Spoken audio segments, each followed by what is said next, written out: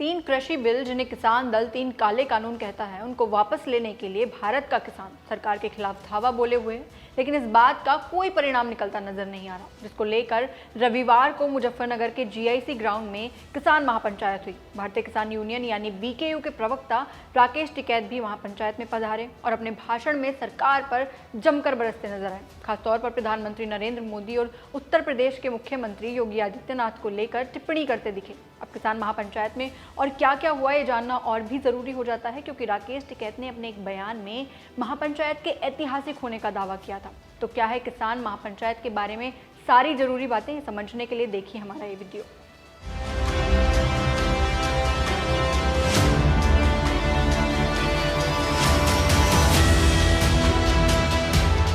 किसान महापंचायत को लेकर रविवार को मुजफ्फरनगर के राजकीय इंटर कॉलेज मैदान यानी जीआईसी ग्राउंड में क्या होने वाला है, इसकी झलक तो शनिवार को ही मिलने लगी थी। दरअसल शहर को जोड़ने वाले तमाम रास्तों से आने वाली बसों, ट्रैक्टरों और निजी गाड़ियों के काफिले देर रात तक आते रहे और रविवार सुबह 10 बजे के आसपास 1 लाख की क्षमता वाले जीआईसी ग्राउंड में भीड़ इतनी ज्यादा हो गई थी कि तिल रखने की भी जगह नहीं थी। ग्राउंड के आसपास की सड़कें और गलियों में भी भीड़ दिख रही थी। बड़ी संख्या में लोग पैदल भी चले आ रहे थे। पूरा शहर संयुक्त किसान मोर्चा और भारतीय किसान यूनियन के पोस्टरों, बैनरों और होर्डिंग से भरा हुआ लग रहा था। राजनीतिक दलों, खासकर राष्ट्रीय लोकदल के नेताओं और कार्यकर्ताओं ने भी महापंचायत को अपने समर्थन देने वाली ढेरों होर्डिंग्स लगा रखी थी। ग्राउंड के एंट्री गेट पर बागपत से आए किसान चौधरी यशपाल सिंह काफी खुश दिख रहे थे। उन्होंने कहा कि हमने आज तक इस ग्राउंड में इतनी भीड़ नहीं देखी, जितने लोग ग्राउंड में हैं उससे ज्यादा तो ग्राउंड के बाहर हैं। कितने लोग आने के सवाल पर उनका जवाब था लाखों में। शनिवार को मुजफ्फरनगर में ठीक ठाक बारिश भी हुई थी, जिसकी वजह से जीआईसी ग्राउंड में भी जो खुली जगह थी वहां की जमीन दलदली हो गई थी। ग्राउंड के बड़े हिस्से में लोगों के बैठने के लिए 2 लाख स्क्वायर फीट का पंडाल तैयार किया गया था और पंडाल के ठीक सामने संयुक्त किसान मोर्चा के नेताओं के बैठने के लिए करीब 3,500 स्क्वायर फीट का विशाल मंच बनाया गया था। पंडाल और मंच के बीच की जगह मीडिया के लिए थी। हरियाणा के अलग अलग हिस्सों से करीब 1 दर्जन महिलाओं का ग्रुप पंडाल के नीचे दिखा और इस समूह में जींद की रहने वाली बुजुर्ग महिला रागेश्वरी भी थी, जो काफी गुस्से में थी। अपने आने के मकसद उन्होंने कुछ यूं बताया कि 10 महीने से हम बॉर्डर पर बैठे हैं, जाड़ा, गर्मी, बरसात सब झेल लिया, अब भी सरकार को नहीं सूझ रही कि हमारी बात मान ले। हम सरकार बनाना जानते हैं तो उतारना भी जानते हैं। कोरोना संक्रमण की आशंकाओं के बावजूद इस भीड़ में सोशल डिस्टेंसिंग जैसी बात सोचना भी बेईमानी है। और जहां तक सवाल मास्क का है, तो महापंचायत में पहुंचे किसानों के रुमाल और गमछे ही इसके विकल्प के तौर पर दिख रहे थे, लेकिन लग रहा था कि लोगों को उसकी भी जरूरत थी। अपने साथियों के साथ हाथ में किसान यूनियन का झंडा लेकर बिना मास्क लगाए चले आ रहे कुछ नौजवानों से जब मास्क के बारे में सवाल किया गया तो उनका जवाब बेहद दिलचस्प था। उन्होंने कहा कि पश्चिम बंगाल चुनाव में जो रैलियां हो रही थी वहां सबने मास्क लगा रखे थे क्या? किसानों के मेन मुद्दों की बात करें तो किसान महापंचायत में भाग लेने आए लगभग सभी किसानों की मांग यही थी कि सरकार 3 कृषि कानूनों को, जिन्हें वो अब काले कानून कहते हैं, वापस ले। भाषण का भी मुख्य मुद्दा यही था।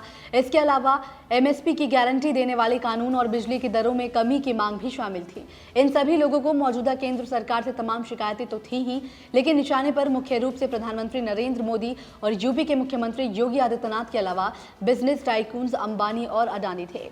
ज्यादातर किसान मुजफ्फरनगर के आसपास के जिलों और यूपी के अन्य हिस्सों के थे, लेकिन हरियाणा, पंजाब, उत्तराखंड, मध्य प्रदेश के अलावा तमिलनाडु, कर्नाटक और केरल जैसे दक्षिण भारतीय राज्यों से भी किसान आए थे।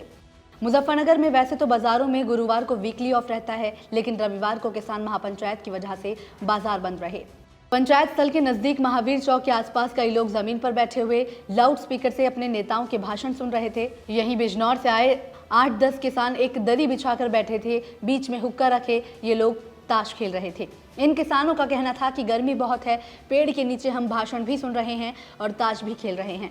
इलेक्शंस पोल के अकॉर्डिंग यूपी में बीजेपी की सरकार एक बार फिर बनने वाली है के सवाल पर वहां मौजूद लोगों ने एक स्वर में ऐसे सर्वेज की रिलायबिलिटी को ही नकार दिया।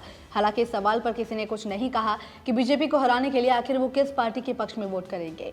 आपको बता दें कि महापंचायत सुबह 9 बजे से ही शुरू हो चुकी और मंच से किसान नेताओं के भाषण होने लगे थे। तो वहीं भारतीय किसान यूनियन के प्रवक्ता राकेश टिकैत करीब 12 बजे गाजीपुर बॉर्डर से सीधे मंच पर पहुंचे और फिर पंचायत खत्म होने के बाद गाजीपुर बॉर्डर वापस लौट गए। हालांकि उनका घर वहां से महज कुछ मीटर की ही दूरी पर था, लेकिन अपने बिल वापसी नहीं तो घर वापसी नहीं के प्रण के चलते वो अपने घर नहीं गए। उन्होंने कहा कि घर तो छोड़िए, मुजफ्फरनगर की धरती पर भी तब तक पांव नहीं रखेंगे जब तक कि काले कानून वापस नहीं हो जाते। बाद में उन्होंने इस बात को अपने भाषण में भी कहा और बीजेपी की लीडरशिप वाली केंद्र सरकार और यूपी सरकार पर जमकर बरसे। राकेश टिकैत ने किसान यूनियन की राजनीति से दूर रहने की बात दोहराई, लेकिन ये संकेत भी दिया कि राजनीति में हस्तक्षेप भरपूर करेंगे। पश्चिमी उत्तर प्रदेश में जाट मुस्लिम एकता की बात दोहराते हुए उन्होंने कहा कि चौधरी महेंद्र सिंह टिकैत के समय में लगने वाला अल्लाह अकबर, हर हर महादेव का नारा फिर लगेगा। राकेश टिकैत ने इसी साल 28 जनवरी को गाजीपुर बॉर्डर पर किसानों को धरने से उठाने की प्रशासन की कोशिश का भी जिक्र किया और कहा कि 28 जनवरी को आंदोलन का कत्लेआम करने की तैयारी थी। कुछ 100 किसानों को भगाने के लिए 8000 फोर्स लगाई गई थी। अब यूपी में अगले साल होने वाले विधानसभा चुनाव को देखते हुए किसान मोर्चा एक खास रणनीति बनाने की तैयारी में भी है और इसके लिए मोर्चे के नेताओं की 9 और 10 सितंबर को लखनऊ में एक बैठक भी बुलाई गई है। मुजफ्फरनगर में किसान महापंचायत को देखते हुए सुरक्षा के भी कड़े बंदोबस्त किए गए थे और करीब 4000 जवानों की तैनाती की गई थी। भारतीय किसान यूनियन का दावा है कि व्यवस्था बनाए रखने और बाहर से आने वालों की मदद के लिए यूनियन की ओर से 5000 वॉलंटियर्स की टीम भी तैनात की गई थी। लेकिन इस बीच बड़ा सवाल यह है कि क्या इस तरह की पंचायत से सरकार उनकी बात मान लेगी।